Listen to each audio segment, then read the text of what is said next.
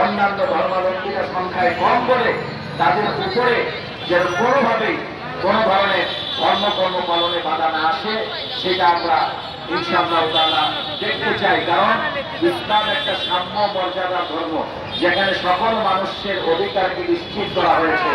নবীজি সাল্লাল্লাহু আলাইহি সাল্লাম বলেছেন, তোমাদের অধ্যুষিত ভূমিতে কিংবা তোমাদের রাষ্ট্র পরিচালনার জায়গাতে যদি কোনো বিধর্মী, কোনো অন্য ধর্মাবলম্বী মুসলমান দ্বারা নির্যাতিত হয়, তাহলে আমি রাসূল তোমাদের বিরুদ্ধে হাসরের ময়দানে আল্লাহর কাছে মামলা দায়ের করব। এত সুন্দর বক্তব্য অন্য কোনো ধর্মে আছে কি আমার জানা নাই। তাই আমি স্পষ্ট করে বর্তমান সরকারকে বলবো, আমরা আপনাদের কল্যাণকামী, আমরা চাই আপনারা সফল হন, আমরা চাই আপনারা এগিয়ে যান। তবে সেটাও চাইব যে আপনারা জনগণের ভাষা বুঝবেন এবং জনগণের বক্তব্যকে, মতামতকে মূল্যায়ন দিবেন।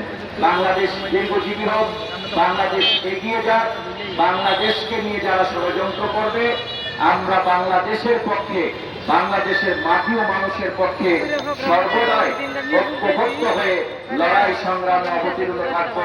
এই উদাত্ত আহ্বান জানিয়ে আজকের মতো এখানে শেষ করছি। আমার তৌফিক ইল্লা বিল্লাহ। আবার দেখা হবে ইনশাআল্লাহ। আসসালামু আলাইকুম ওয়া রাহমাতুল্লাহ। সামনে থেকে আমরা সরকারের উদ্দেশ্যে প্রশ্ন করতে চাই, ছাত্র বাড়িতে যখন সারিতে সারিতে মাদ্রাসা পড়ুয়া ছাত্ররা গুলিবিদ্ধ হয়ে উপুর হয়ে পড়েছিল, সেই সময় রক্তের প্রয়োজন ছিল, তখন মাদ্রাসার ছাত্রদের আন্দোলনের প্রয়োজন ছিল। কিন্তু হামলা রুটি ভাগ করার জন্য আমরা দেখতে পাচ্ছি বাংলাদেশের স্বাধীনতা সার্বভৌমত্বের বিরুদ্ধে নিয়মিত কাজ করেছে সেই মাসুদা ব্যক্তিকে আপনার তথ্য কমিশনের মধ্যে নিয়ে নিয়েছেন। আপনার বিএনকে যারা উৎসাহিত করেন, সমকামিতাকে যারা উৎসাহিত করেন, সেই মুসলিমকে আপনারা অবনষ্ট নিয়েছেন। এদেশের প্রতিটি মানুষ শিক্ষা কমিশন, শিক্ষা কারিকুলামের বিরুদ্ধে কথা বলে আল্লাহর জমিনের মধ্যে রক্ত ঢেলে দিয়েছে। আমরা ইসলামিক ইন্টেলেকচুয়াল ফোরাম আপনাদের ধারণা ঘুরেছি, আমরা সেখানে শিক্ষা কারিকুলাম দিয়েছি। আপনারা এটাকে ভূক্ষেপ না করে এদেশের 17 কোটি মানুষের সেন্টিমেন্টের বিরুদ্ধে যে আমাদের শিক্ষা ব্যবস্থার মধ্যে আপনারা বিভিন্ন ধরনের অশ্লীলতাকে উস্কে দিয়ে একটি ভারতীয় শিক্ষা ব্যবস্থাকে বাস্তবায়নের জন্য প্রয়াস চালাচ্ছেন। আমরা দেখতে পাচ্ছি উপদেষ্টা পরিষদ থেকে শুরু করে প্রতিটি জায়গায় ফ্যাসিবাদের সে আলোচনায় শুধু নয়, ফ্যাসিবাদ আবার বিচরণ করছে সর্বত্রে।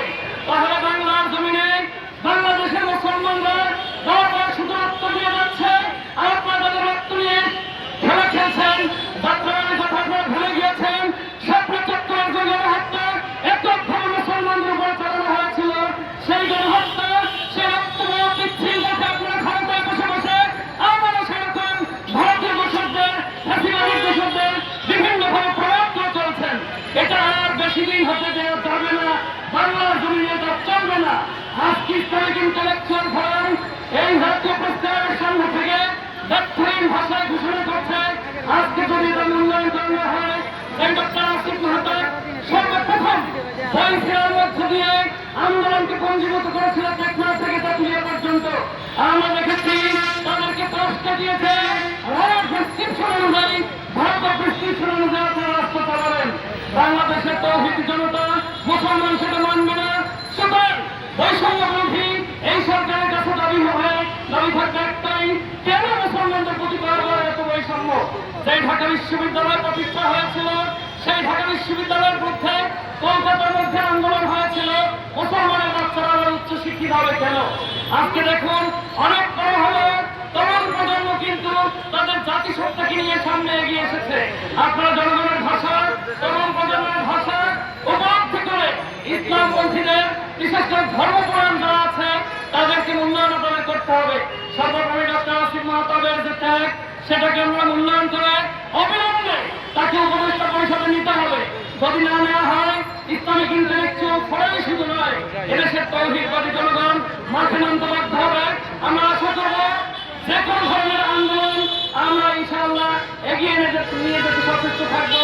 সেদিকে দৃষ্টি রেখে আমরা সরকারকে সনির্বন্ধ অনুরোধ করবো, এই ফ্যাসিবাদের সকল প্রকার বিচরণকে আপনারা একটু সংকুচিত করে ইসলামপন্থীদের এদেশের মানুষের মূল ভাষাকে মূল উপলব্ধিকে আপনারা মূল্যায়ন করে আসিফ মাহমুদকে উপদেষ্টা পরিষদে নেবেন সে আশাবাদ ব্যক্ত করে সকলকে ধন্যবাদ জানিয়ে বিশেষ করে আজকের এখানে প্রশাসনের লোক রয়েছেন, সিটিএস বিএনএসআই সাংবাদিক বৃন্দ আছেন, আপনাদেরকে ধন্যবাদ জানিয়ে আপনাদের মাধ্যমে এই কথাটিকে ছড়িয়ে দেওয়ার আশাবাদ ব্যক্ত করে এখানেই শেষ করছি।